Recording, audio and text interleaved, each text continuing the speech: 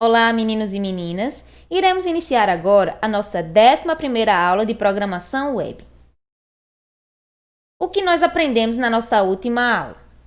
Nós vimos a respeito de rótulos, onde aprendemos que eles são fundamentais para informar aos usuários quais dados devem ser preenchidos. Nós vimos também os placeholders, que servem para dar dicas, exemplos do conteúdo que desejamos em cada caixa de entrada. Vimos também o botão de Submit, que envia os dados do formulário para o web server. E vimos também as caixas de entrada específicas, onde vimos as caixas de busca. Hoje iremos dar continuidade do nosso estudo através das caixas de entrada específicas. Só que no caso da aula de hoje, nós vamos iniciar o nosso estudo através das caixas de e-mail, telefone e URL. Porque no HTML5 foram definidas caixas de entrada para eles, certo? No caso, seria uma caixa de entrada para e-mail, telefone e URL. Então, essas caixas são adicionadas com o elemento input e ele possui um valor de atributo type, que deve ser e-mail, tel e URL, que são usados para e-mail, telefone e URL, respectivamente. E aqui nós temos uma ilustração do código em HTML, do e-mail, telefone e URL. Certo?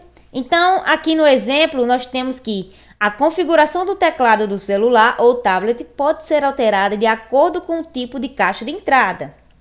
Ou seja, nas caixas de e-mail, o caractere @ pode ser adicionado ao teclado. Nas caixas de telefone, o teclado não precisa ter letras do alfabeto. E nas caixas de URL, teclas especiais como .com e www podem ser adicionadas ao teclado. E aqui nós temos uma figura que representa as caixas de e-mail, telefone e URL.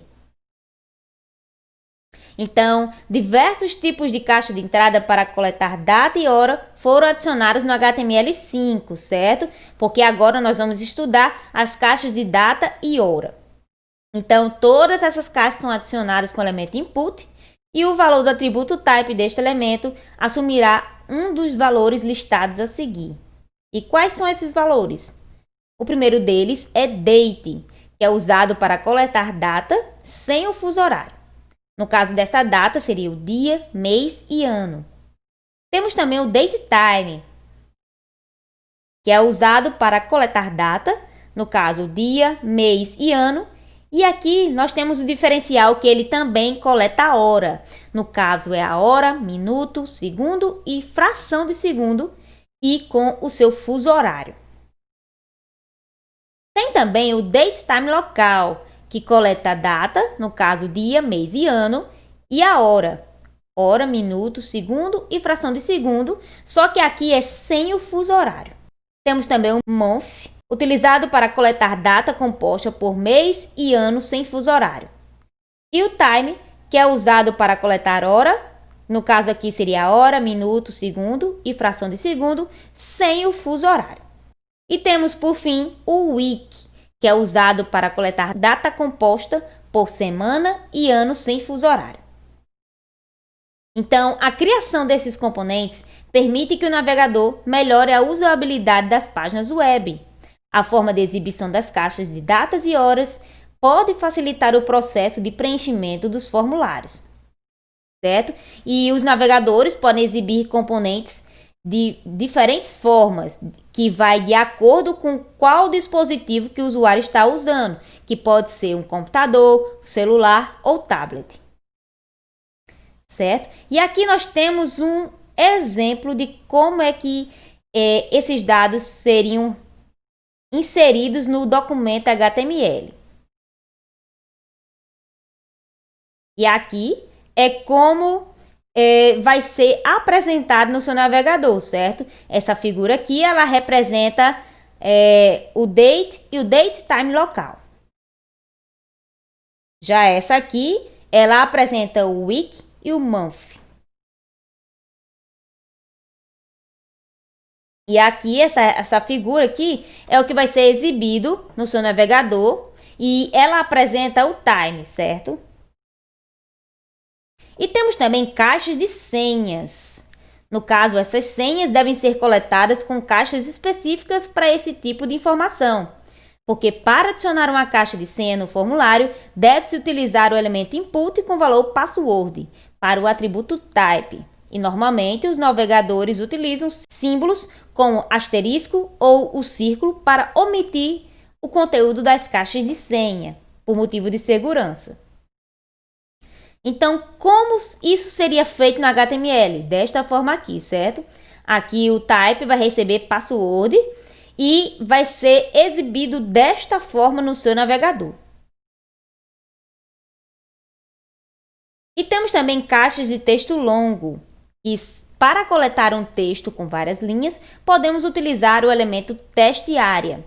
A quantidade de linhas de um teste-área é definida pelo atributo rows e a quantidade de colunas é definida pelo atributo columns. E o elemento teste-área possui o atributo name, que funciona como elemento input, certo? E aqui nós temos uma ilustração do código HTML, onde nós temos aqui 5 para rows e 50 para columns. Então, podemos definir o limite de caracteres que podem ser inseridos no conteúdo do elemento teste-área através do atributo maxLength, que é este atributo aqui, ó. No caso aqui do exemplo, foi definido para ser 140. E aqui é como seria apresentado no seu navegador. No caso, é o que o usuário teria acesso. E aqui eu tenho uma atividade para vocês, em que eu quero que vocês me digam para que serve o elemento text-área e fale um pouquinho sobre as caixas de senha. Então, o que nós aprendemos hoje? Nós damos continuidade à caixa de entrada específica, certo? No caso, nós iniciamos hoje pelas caixas de e-mail, telefone, URL. Vimos também as caixas de data e hora, caixas de senha.